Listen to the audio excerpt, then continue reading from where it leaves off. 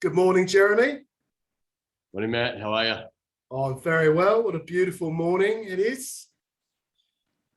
It is. It is. What time is it over there with you at the moment? Oh, we're about 2 hours behind, so 6:30 a.m. Nice and early. No one's on the road, so yeah, nice and quiet. We've got a bit of a monsoon flying over at the moment, which I quite like. It's 26 degrees as opposed to 31 degrees, which is good. What about yourself? Yeah, look, I mean, it's a nice sunny day here in Melbourne, Yeah. but obviously at this time of the year, if it's sunny, it's a little bit cold, but won't be too long before we all thaw out and we're ready to go for the day. So Very good. Yeah, they say what Melbourne's the place with 5 seasons in one day, right? right, that's right. You've got to pick the right time to go out and get some sun, and the right time to get some cooler weather. Very good. So look, just to the audience, we're going to give it a few more minutes. We're slowly getting people joining. So we'll start very shortly, just to allow some other sort of late strugglers to join us, which is good. And I hear so Melbourne's in a lockdown again. Yeah, look, I mean, it is what it is. I mean, everybody's kind of, used to the practice of it now, and we just sort of, knuckle down, do what we need to do, and carry on, and focus on the future. So yeah, we'll focus on the recovery and the positives, right? Positives being less people on the streets. So here in the Philippines, it's quite nice. There's no traffic, so we've been in a sort of an endless lockdown, which has its pros and cons. But in my sort of what I like about it is there's no bugger around. So yeah, you can move around. There's the usual 2-hour trip to get a couple of kilometers is now 5 minutes. So yeah, it's fantastic.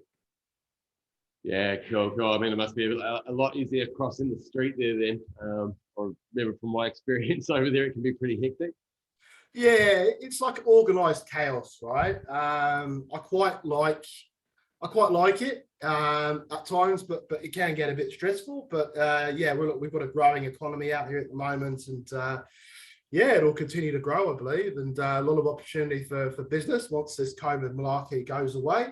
All right, so just to the audience, we're going to start in a minute. I think we've got the majority of people on the session. Anyone else can join us a bit later. We are actually recording this session for the information of anyone on this event, so I will send you the recording afterwards once I've edited it, and we're going to run a few polls as well. So we want to try and make this as interactive as possible, which I think is really important. So let's get started. So today we're going to be talking about the importance of future-proofing your sales engine with CRM technology. I've got an exciting guest on today's event, Jeremy. Jeremy, you've already seen and heard from him in our little chit-chatter prior to the setup. Really happy to have you on this session today, Jeremy. Very excited. Yes, thanks, Matt. Good to be involved, and I look forward to this morning's discussion. Fantastic, great stuff. Okay, let's move on. All right, so as I mentioned, this is going to be a very interactive session. The purpose of today is for you to come out with some learnings around CRM automation, but also learn what some of the triggers are. So, firstly, what are people using yourselves? What are most people using a CRM for now? Probably prior to 2021, in the last 5-10 years, and what's changed, and what are some of those triggers that have caused more of a need for more sophisticated CRM technology and features.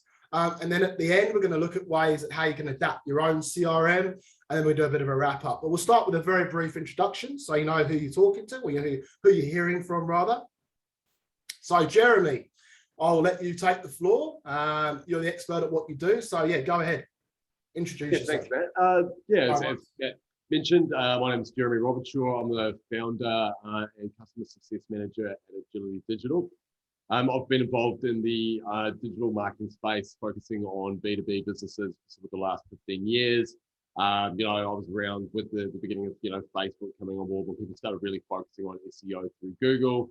And since that time, we've become really sort of a specialist in CRMs and marketing and sales automation processes.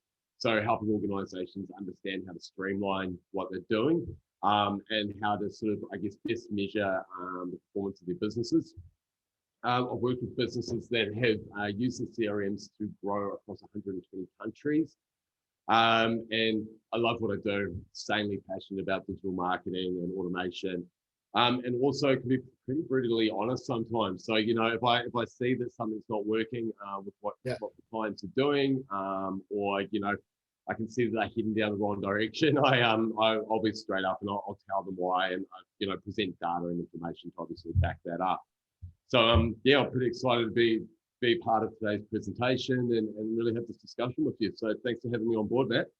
No, absolutely. Really happy to have you on board today. Very, very excited. And yeah, I'd say I've known you for a little while. You're definitely brutally honest, and that's a great quality, mate. So in terms of your expertise and sort of guiding and advising people on the right technologies for CRM, Jeremy's your man. he's the guy to go to. So moving on, I'll give a bit of an introduction to myself, very brief. I'm the co-founder of Cowan Prospecting. We're a high-end outsourced BDR, SDR, sales enablement organization. So we help sales reps to achieve and smash their pipeline across the technology sector, across multiple industries. I've spent about 18 years in sales enablement. So I've run teams across multiple technology organizations, across multiple geographics, including the UK, Australia, and now Southeast Asia, here in the Philippines, of all places. I've released a couple of books, one where I talk about how I got to 250,000 cold calls. That was about 3 years ago. I would say that's probably more like 500,000 cold calls now. And I've just released a new book known as Perfect Prospecting. So if anyone out there is looking to find the ideal clients, the right client fit, or is just a little bit unsure of how and who they should be targeting, buy my book. Honestly, it'll guide you. It's guided me over the last 5 years. It'll guide you and help you to find the right people for your organization. It'll help you grow long-lasting client relationships. And on that note, the first 20 attendees that registered for this event will receive a free physical copy. I'll reach out to you for your individual address, and as long as Amazon can send it to you, I'll send you the copy. If not, I'll send you the actual, the Kindle copy for you guys to have via email. All right, moving on. So we're not going to wrap up right now. That was a little bit premature, wasn't it? So look, we're going to, that's all the slides you're going to see. So we're now going to move into the discussion. So Jeremy, CRM, right? When I first started using my CRM, when I was first out of university, I used this thing called Goldmine, and really cool piece of technology, very basic, more for data repository, right? And that's, from my sort of years of experience, that's what I've and my clients and people I've been working with have been using a CRM for, right? So, look, I want to open up the audience to this as well. So, if anyone can please join us on our first poll, we're about to activate it now. We want to know, how do you currently use your CRM right now, right? So multiple choice, please go away, and once those results come through, we'll discuss those later. But yeah, but back to you, Jeremy. So for me personally, CRM was more of a repository. It's only in the last sort of, I guess, couple of years I've been learning about these new features that have sort of transformed my business and what I do. So I guess what I'd like to do first, Jeremy, is look at some of the traditional uses of what a CRM is used for, right? When I started using mine just for data, I thought it was too expensive otherwise. So what do you find people traditionally use their CRM for?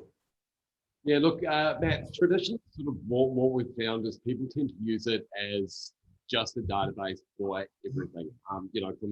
From whether it being actual clients to qualified leads to, business cards that they've picked up at a conference and they've just chucked the information in there.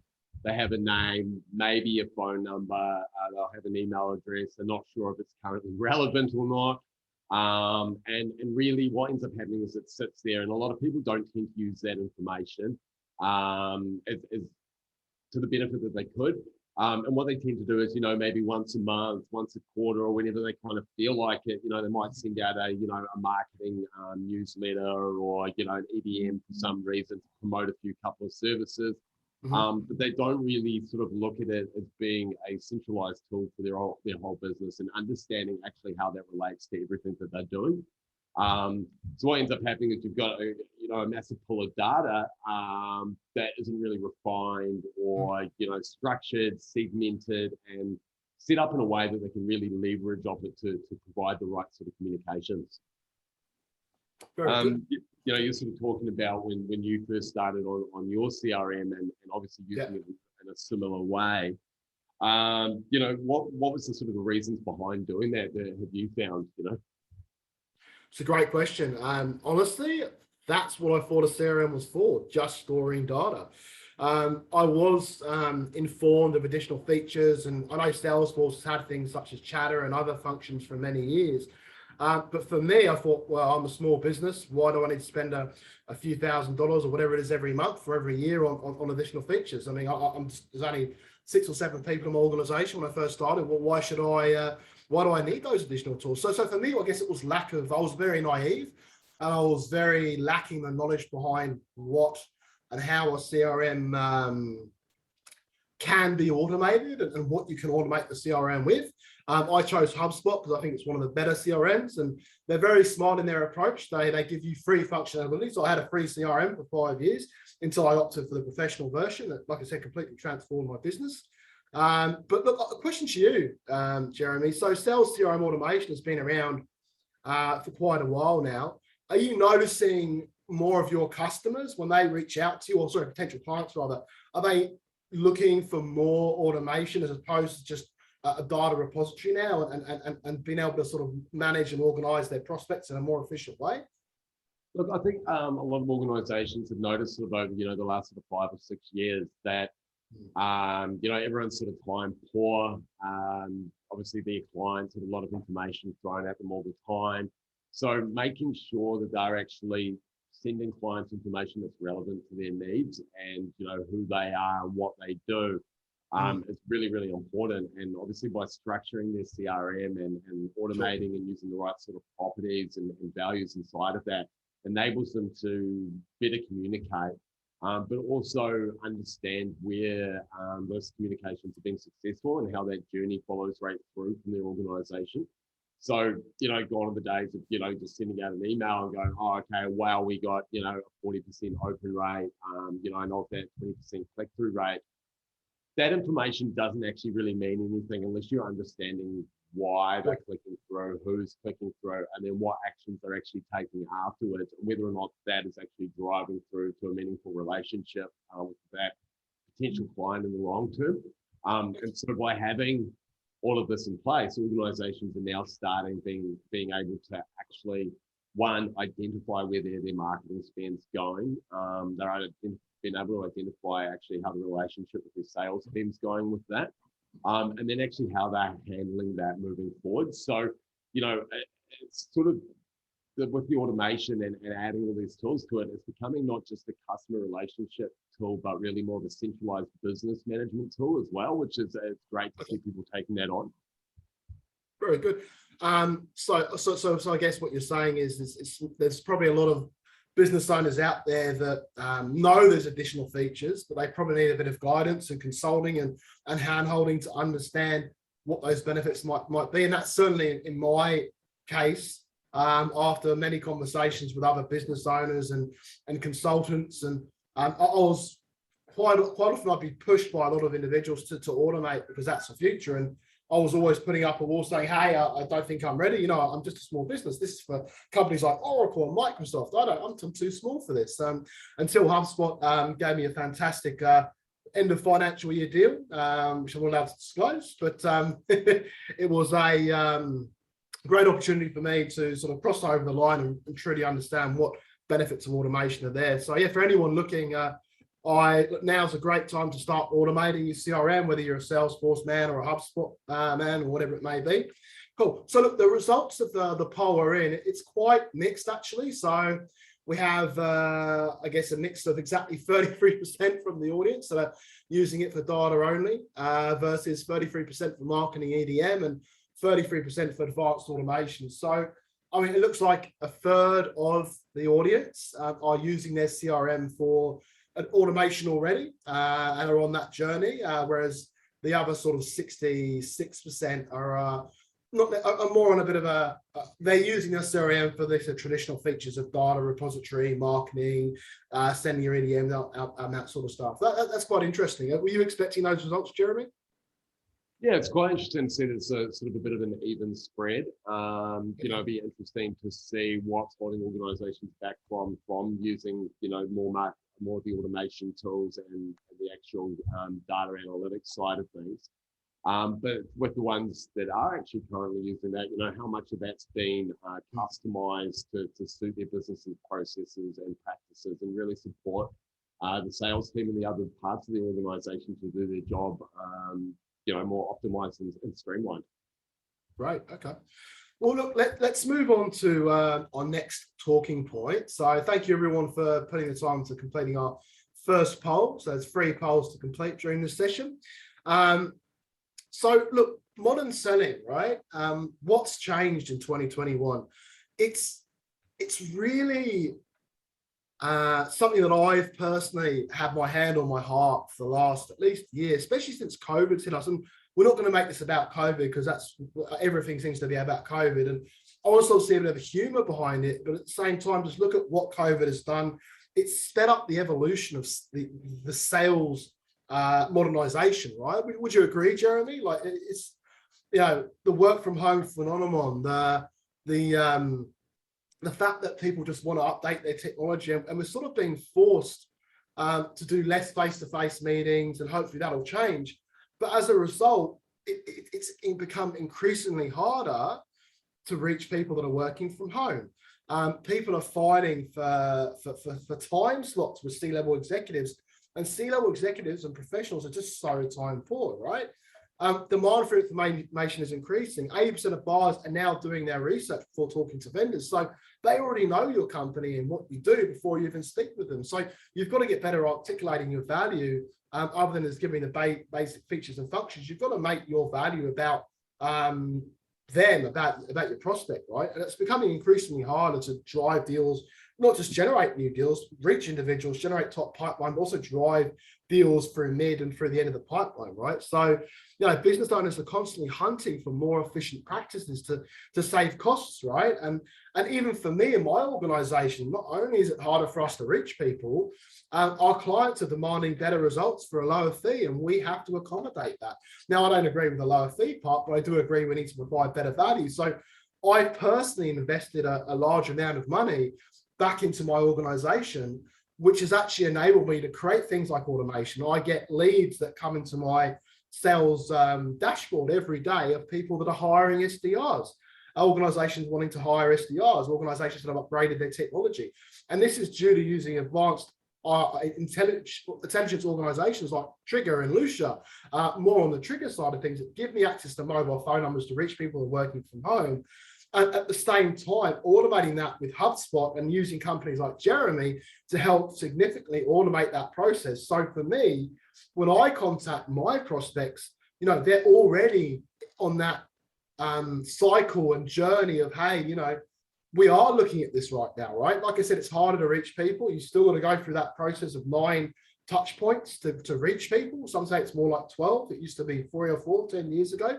The reality is we have to automate and modernize the way that we operate as sales professionals and business owners, or we're going to get left behind, right? So, Jeremy, what I'd like to understand is when I updated my CRM for automation, so I'm just going to let a few more people in. So just give me a few seconds to admit those.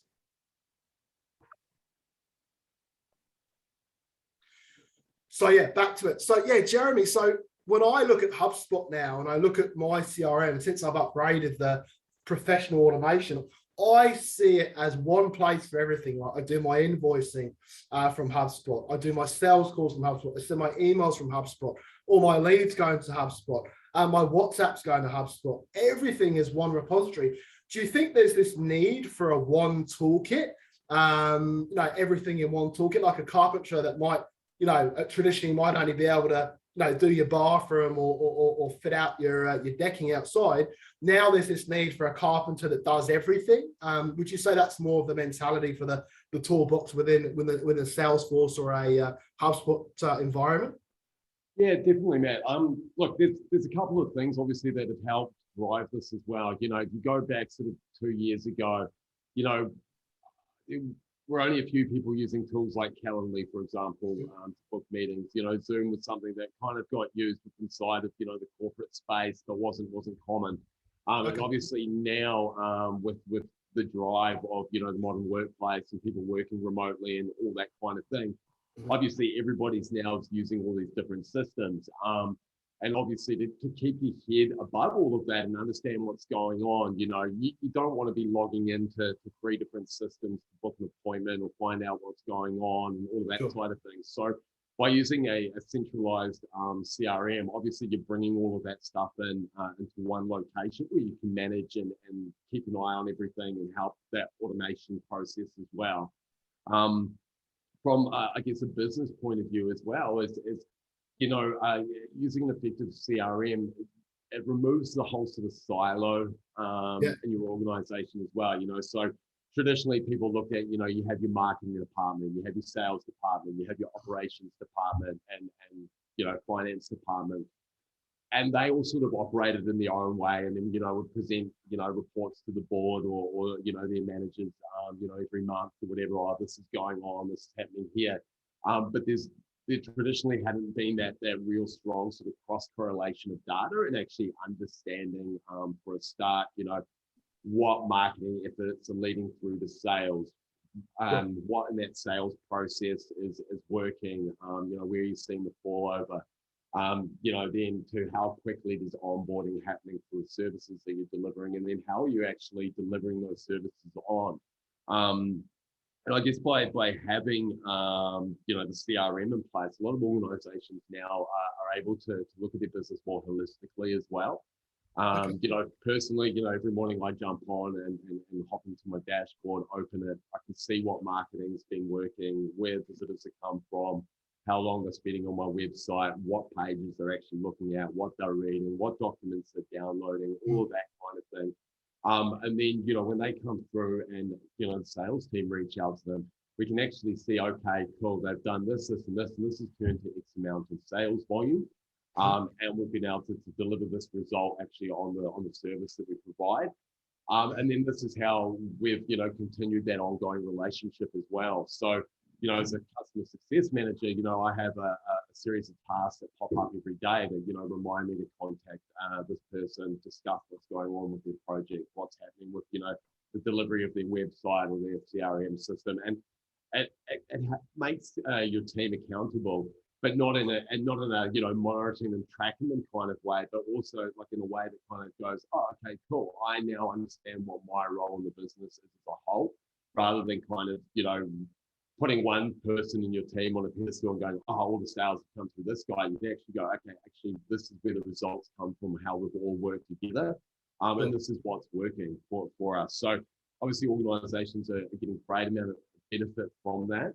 But what the great thing as well is when they, you know, implement a CRM correctly, you know, whether it's HubSpot, Salesforce, or, you know, they're using Dynamics 365 or whatever, they're actually able to kind of really understand what works, what doesn't, and hold them and streamline their processes and build that CRM actually around their business rather than kind of jumping into someone else's process. And I think that's part of the reason why some organizations might, you know, have challenges with it when they first bring it on and say, oh, you know, the sales team don't want to use it, or the wrong information is getting put in. It's because they're using a standard out-of-the-box solution. Whereas if you sit down and actually create it around the way that you're currently doing business, you're only going to improve things rather than holding it as well. So definitely, there's a lot of support if you get the right stakeholders involved that can eliminate those struggles with change management as well. Sure. Yeah, so that's great. So really great insights there, Jeremy. I mean, I think every CRM is different. I mean, we've been focusing more on HubSpot, a little bit of Salesforce. I mean, to me, you know, you choose HubSpot, you choose your CRM rather, and that's kind of the one you go for and you become inclined to. But there's so many CRMs out there. You've got you know, Pipedrive, you've got, as we mentioned, HubSpot, CRM, you've got Microsoft Dynamics. But whatever CRM you use, as Jeremy says, you know, I think for us, HubSpot is probably more of a preference for me because I find it more open source. It integrates with all the other CRMs, the other tools, and like any open source technology, it's much easier for someone to create a plugin to make your life even easier with an additional tool set, additional component. That's really good. So just back to the audience, we've got another poll running. So I can see a few of you started filling that in. So we were looking at what your biggest challenges with your current CRM. So we'll come back to that into a second. We'll come back to that shortly. But Jeremy, I have another question for you.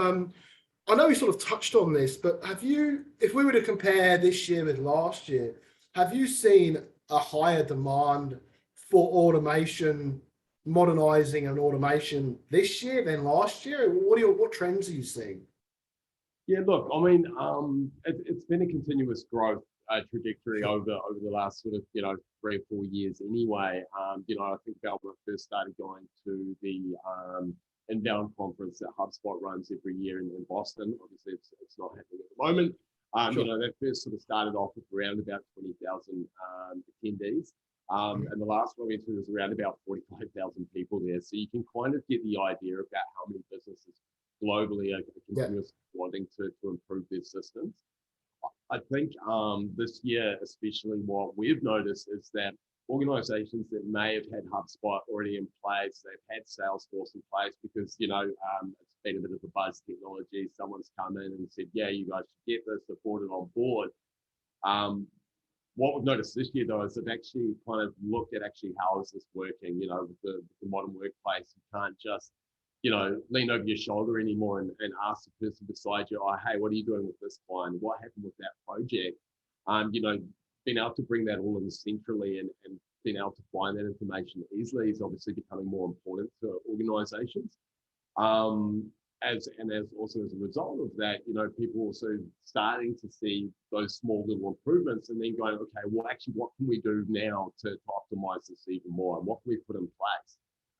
So what we're finding a lot, especially in the last sort of 6 months, is we're actually sitting down with organizations and mapping out their entire customer journey or touch points. So what's the message on the front end? How are people using your website? How is your sales team processing that relationship?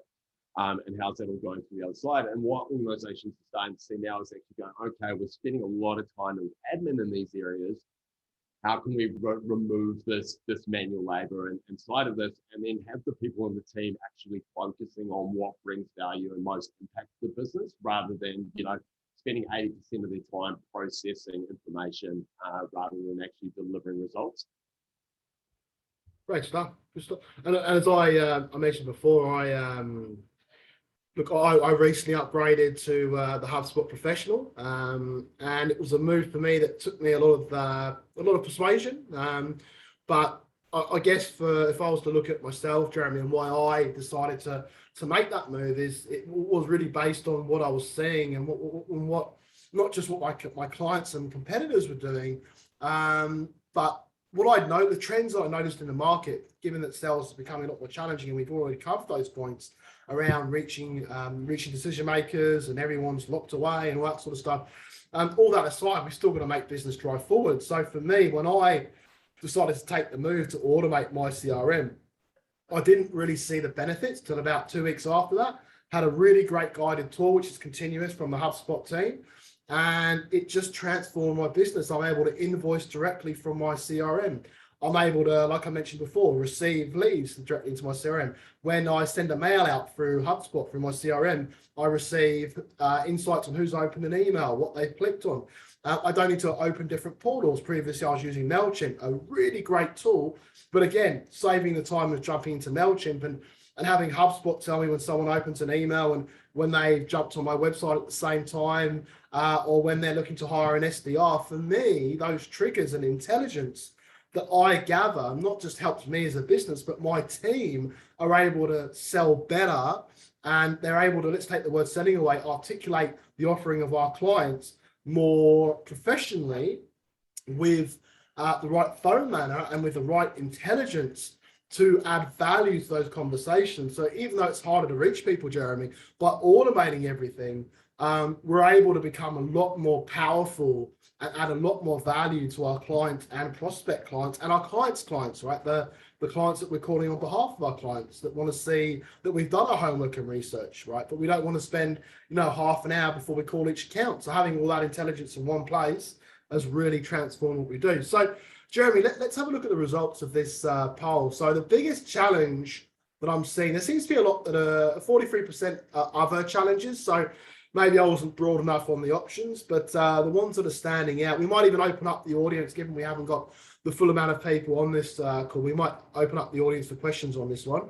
But it seems to fall around level of engagement at 43% and segmented data. You got any input on that, Jeremy, to why that may be? Why do you think some of the top challenges around level of engagements? We spoke about it previously, but just for the audience, interest of the audience. Yeah, I think from a level of engagement, I guess if you're talking about from an internal perspective, what can happen is obviously you have organisations that have been doing the same things for 30 years or whatever.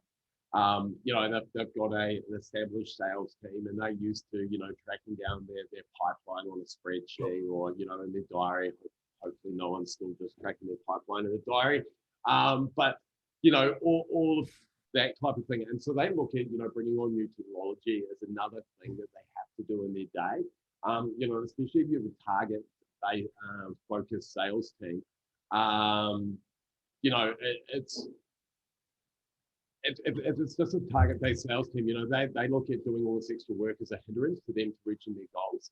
So, that's what's really important to work with, organization that specializes in understanding this process and that automation so that they can sit down with you and actually create a system that works around your sales team, your marketing team and whoever, and actually supports the way that they do things. So that it's not just suddenly like, okay, you need to change everything that you've done for the last 10 years and do it this way. It's actually about how can we give you the tools to improve what you're doing along the way. Getting that stakeholder engagement is huge along the process, obviously, to ensure that engagement. And I guess then from the other side that you're talking about is segmentation as well. And that, to get a real, true, clear segmentation of your database, it comes back to understanding, who your clients are, and building out those client personas and client journey as well. So sitting down and, we personally go through really, really detailed workshops with our clients, that can take a couple of days to run through, where we ask every single question about those potential clients. We essentially build a persona of who the person is, what they have for breakfast, where they go for lunch, how they process social media information, how they use the internet. All that type of stuff can really help you understand the segmentation of your clients, break down to, what their goals are, their challenges. And then one really important thing we always talk about is actually what are your clients' objections to doing business with you. And I know that can be a really hard question for organizations to ask themselves. But what we've found, definitely when you sort of look at data of personalities of people and things like that, is they'll obviously have a goal, they want to buy a pair of shoes. So, yep, they do that. What's their challenges? Okay, where am I going to buy them? They find the place. And then what a lot of people actually end up doing, and it's an internal thing they don't really realize when they're doing, they start talking themselves out of why they should buy that pair of shoes, why they should go with that particular business. And so if you're able to understand that as well as part of your segmentation, you can communicate that in the right way as well. So all these sort of little bits of information that you build out of these customer personas and the customer journey are the pieces of information that you should be segmenting your client on.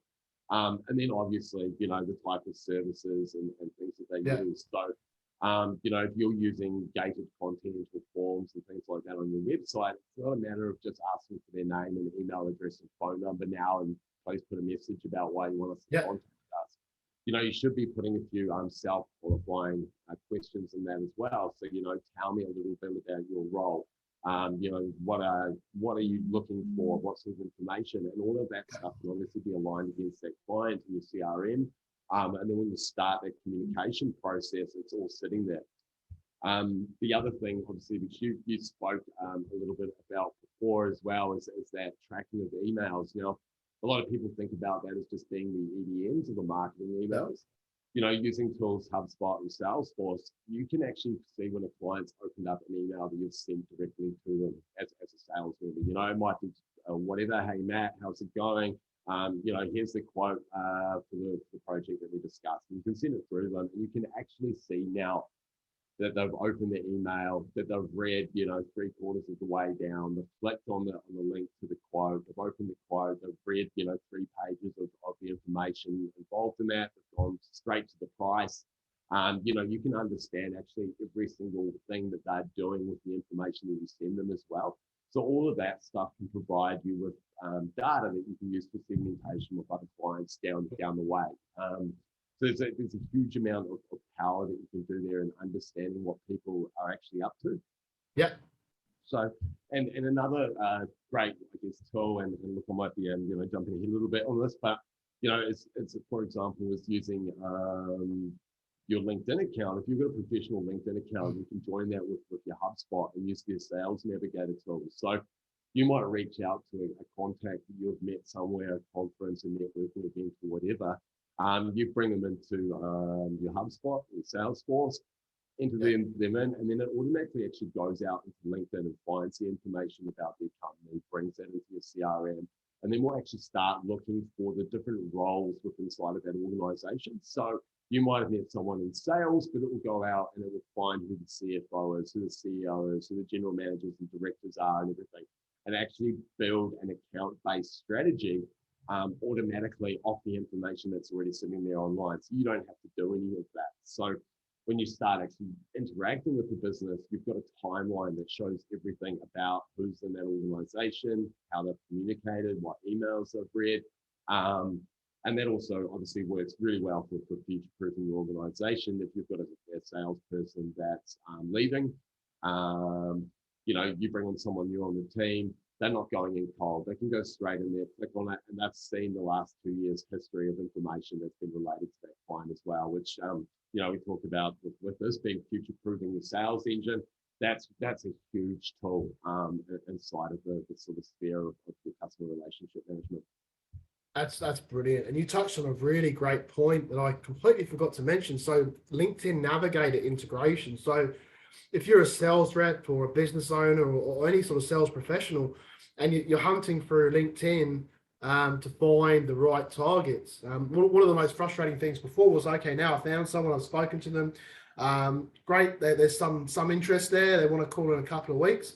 I used to have to go manually out them to my CRM, which, it seems like it doesn't take too much time, but if you're doing it as a multiple exercise, as sales reps do when they're going through an Excel sheet or, and searching and hunting, removing that Excel sheet and just having HubSpot and LinkedIn Navigator, there's an integration that allows you to push contacts to your HubSpot. So I use a tool called Trigger, a really great tool. So if anyone is using Lucia on this call for finding phone numbers and you're looking for an alternative, I would highly recommend you take a look at Trigger, as well as CRMs like HubSpot if you're not already looking at automating that sort of stuff. But Trigger will give you insights on some of the individuals that you're targeting. So what CRM they're using when they're upgrading their technology, what technology they're using overall. But it also allows you to access things like what insights are out there. Is there a merger, acquisition? Are they hiring? What's their hiring schedule been looking like? But also mobile phone numbers, being able to get contact details, and it acts like a Zoom info tool. If anyone's familiar with Zoom info, I can send that to anyone at the end of this call, but highly recommend you use that, and that helps you to push contacts directly to HubSpot. Now you can do that with multiple tools, but just the ability of having that integration, Jeremy, as you mentioned, between LinkedIn Navigator and HubSpot, that's probably saved for me. That's been one of the biggest value adds, and having AIs actually automatically update contacts from LinkedIn Navigator as well, depending on how deep you want to go down the rabbit hole.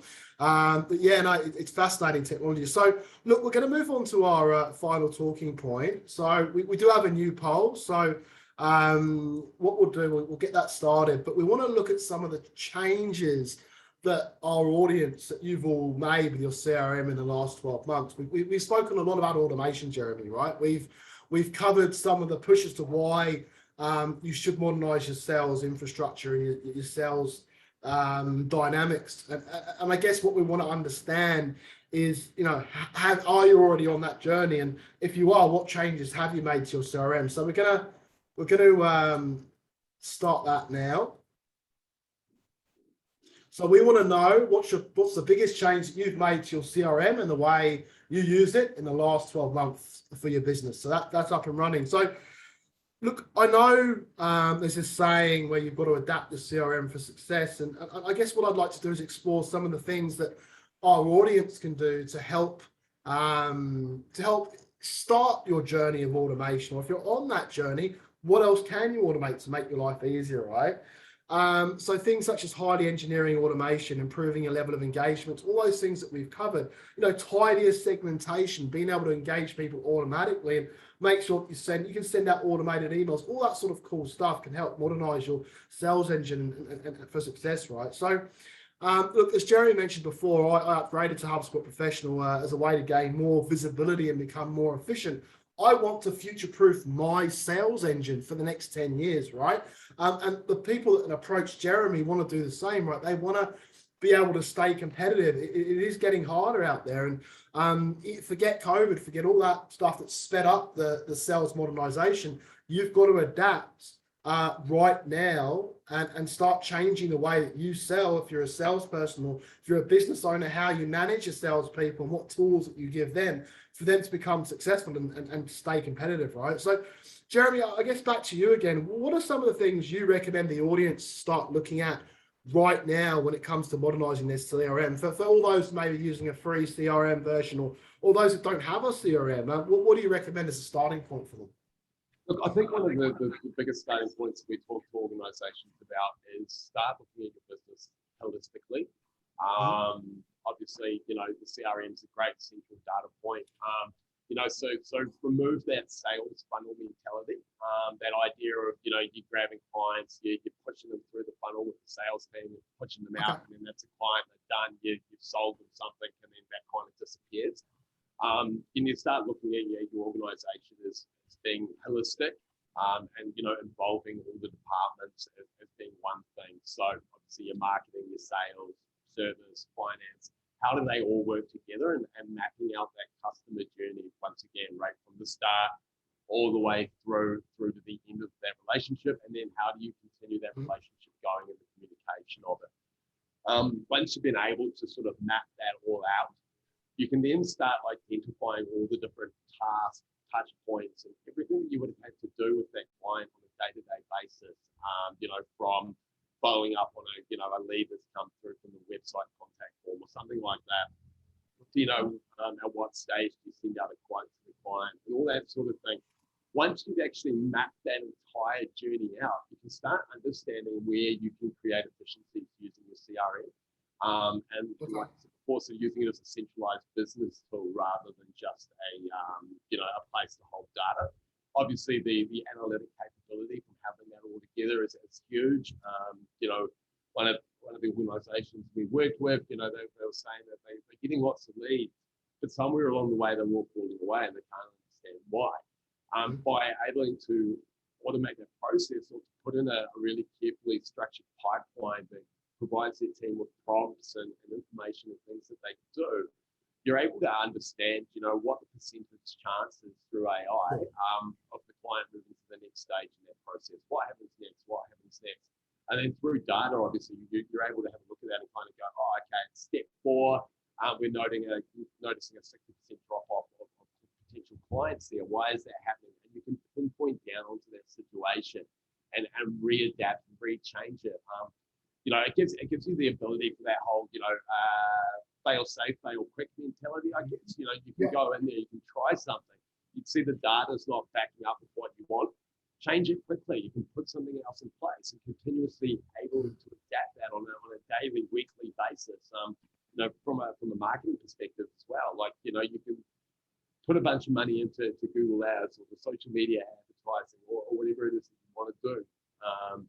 And then you can see straight away, well, this isn't working. I'm pulling those dollars, and I'm going to put it over here quickly rather than just letting it, sit there for 6 months and burn a whole lot of, your spend. So Yeah, obviously bringing everything in together and understanding how it all relates is the first step, obviously, in that journey. And then having a look then, okay, well, how's the data that we've got in there supporting this journey?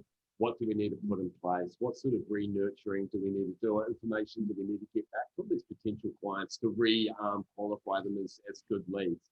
And start sort of using that information to help give you more insight. Fantastic. They're really good insights, Jeremy. And I guess just taking that one step further, we've talked about a number of tools that you can integrate with CRM, and I guess we've been focusing a lot on HubSpot, I guess because I'm being a professional user and you being sort of an expert in that space.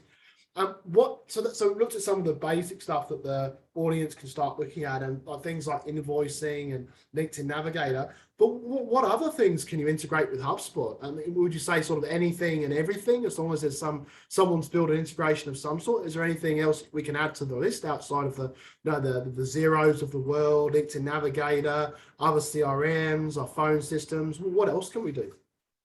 Yeah, look, I mean, you can pretty much integrate anything, especially work with HubSpot. You mentioned earlier on that it's an open source software. So the guys at HubSpot realize that they've got a great tool there and they want to share it and make it work for everybody.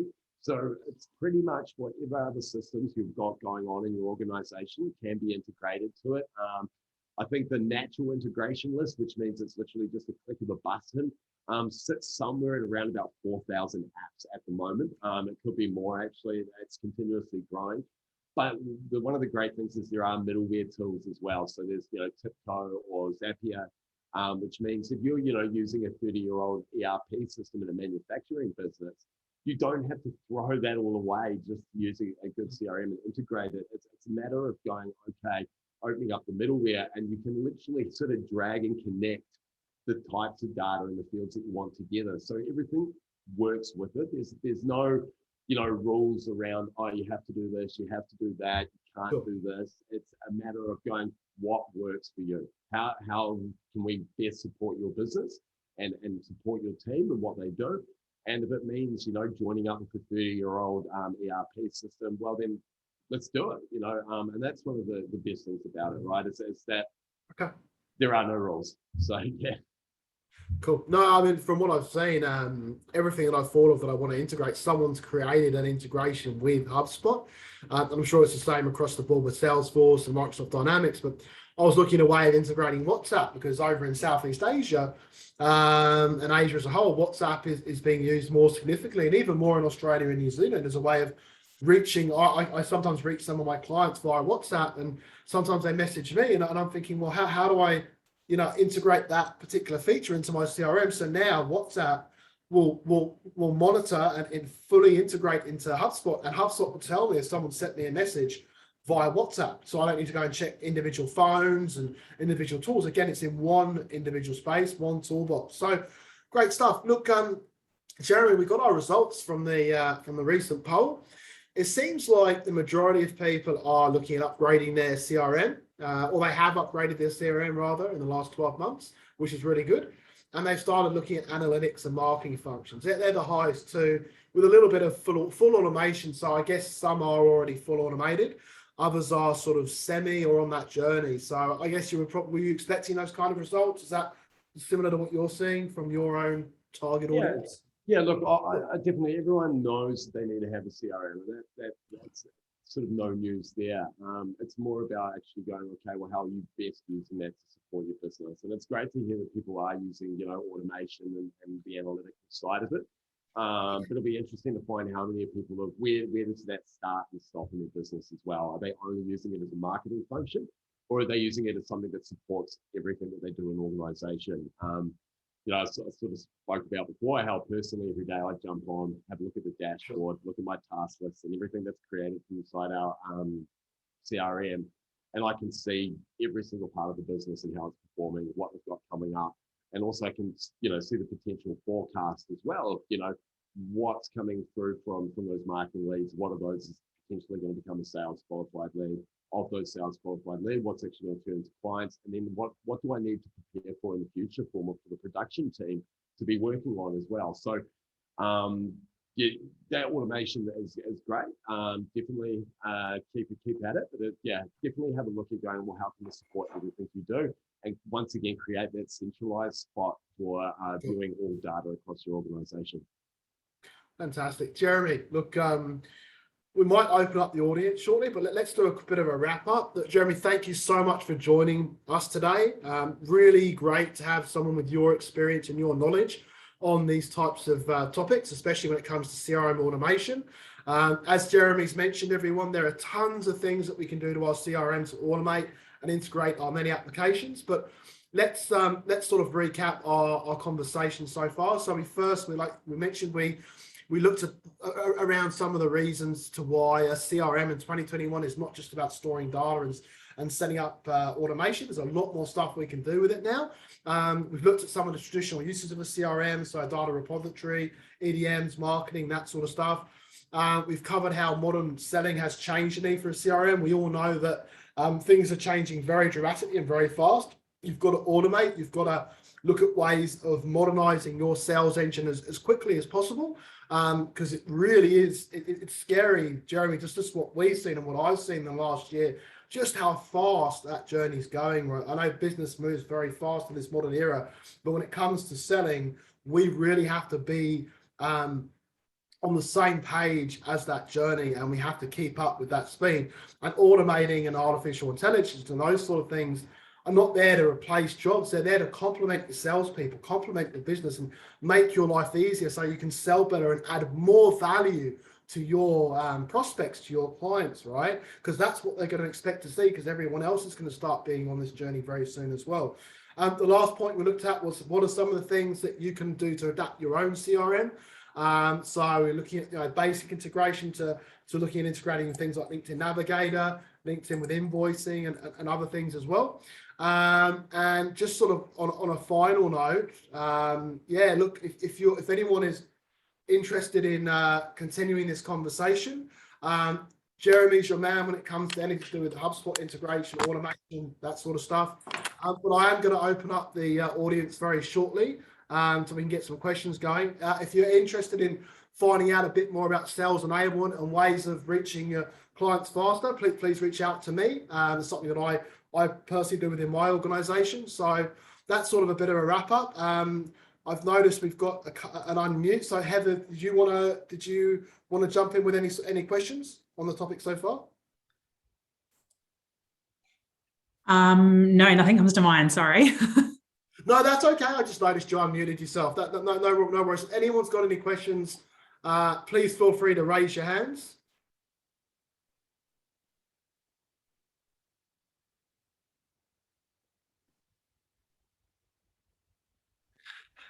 Hi, Matt. Can you hear me okay?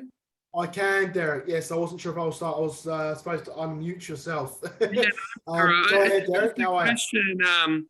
Perhaps if each of you could just share one sort of client success story of how you've sort of, used the CRM and your services to help, and then Jeremy, like an integration he's done and some of the time savings and things with a specific client that might be good to understand exactly what you guys do. Sure. Jeremy, you mind if I go first? Go for it, mate. Absolutely. Yeah, no, that's a really great question, Derek. So I have a large technology client. They're one of the largest security vendors on the planet. I'm not allowed to mention their names, but they're a very recent client of ours. Now, their biggest challenge is they are not allowed to give us any contact data, right? So they can give us the name of the accounts, but they can't give us their CRM notes. So we're kind of stuck with this list of, I guess, contacts that we put inside our CRM as a way of inviting to events, calling up and talking about security issues and that sort of stuff to generate leads for this client. But our issue is we've got no contacts and we've got no intelligence. So by utilizing, I guess, our CRM technology, so HubSpot being, for me, my CRM of choice, we're able to use that to integrate with additional tools like Trigger, which helps us to gain intelligence on what not only the contacts for this organization. So like I said, we had to source the contacts straight. So we're able to search for those contacts using HubSpot and trigger. So we're able to find the right people to call and push those directly to the CRM or to an Excel sheet, which makes life very easy. And we're also able to obtain that intelligence in real time and have that synced within HubSpot. So when it comes to the end of the campaign, we're able to build a detailed client database that meets their own built a security requirements. So we're able to meet their compliance. So we're developing the data that's available online and available to the public. So we solve that challenge for them.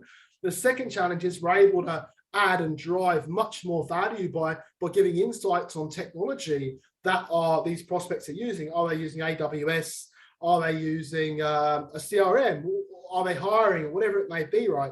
We're able to articulate that back to the client, to the prospect client and the decision maker. So it makes out that we've done our research and we've shown interest, which we've done. We've just made it much easier because the automation of the CRM has allowed that. So by the time it came to the end of campaign, not only do we have a really successful list of contacts and a bunch of qualified leads for the client, but we're able to show true value and speed and efficiency and improved phone manner as a result of automating that particular process. So integrating a Zoom info equivalent trigger has significantly added value to that client, and they've now repeated a campaign with us for a few more months as a result of the success of that.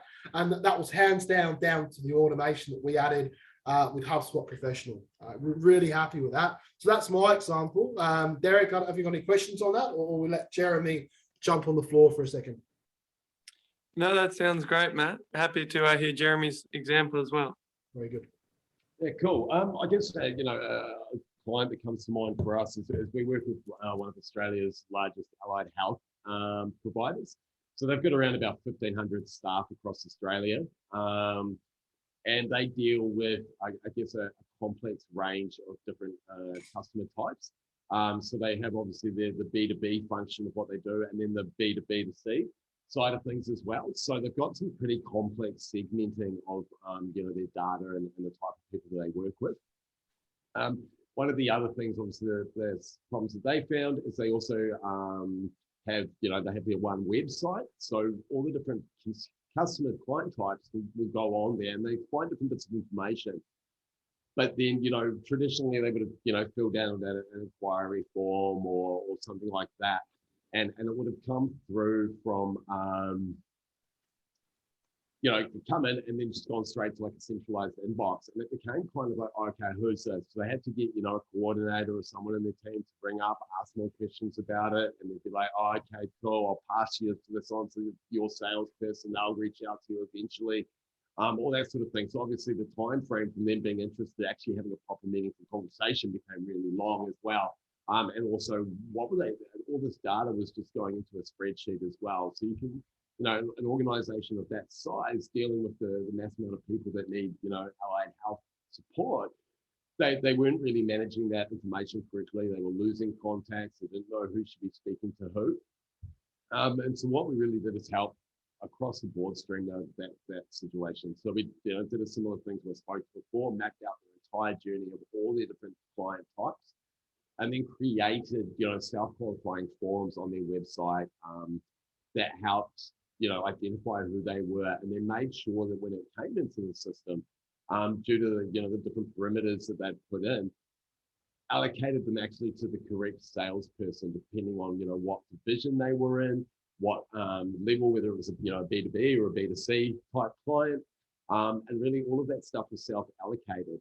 And then what it would actually do is set up meeting appointments and that person's calendar as well. So it send out an invite to the person who came through, said, hey, your account manager is Matt Cowan. They're happy to talk to you about your, home care support. These are the times that they're available. Would you like to set up a meeting? And what happens is people go, oh, wow, they were really quick. The last organization I contacted didn't get back to me in 3 weeks. I'll set that in. Suddenly they've booked an appointment for the week after. And then when you're taking notes and the person's on the call, they're putting in information related to the questions that they're asked. It's been given to them from their sales pipeline. It's actually popped out the prompts, right? What do you need to know? So they start asking these questions, putting in all the data. As soon as they finish the meeting, it sends a follow-up email to the client, basically saying, hey, it was great to catch up. We talked about these things. Here's some information that will support that, support our discussion and help you further on. And then already, within a couple of days, they are weeks ahead of their competitors and how they would have handled things. It then means that relationships continued and that salesperson can be updated throughout the process depending on what they open from their email. There's a whole range of things where we streamline their process and help them actually understand what's happening. We've been working with them now for around about 6 months, and we've seen some huge changes in what the organisation is capable of doing. Their pipeline is packed. The forecast for the year is looking amazing. And the great thing is that they're continuously able to optimize and improve that as well. So, if someone have identified that something's not working, we can jump in there straight away, adjust, move things around, and then keep on going.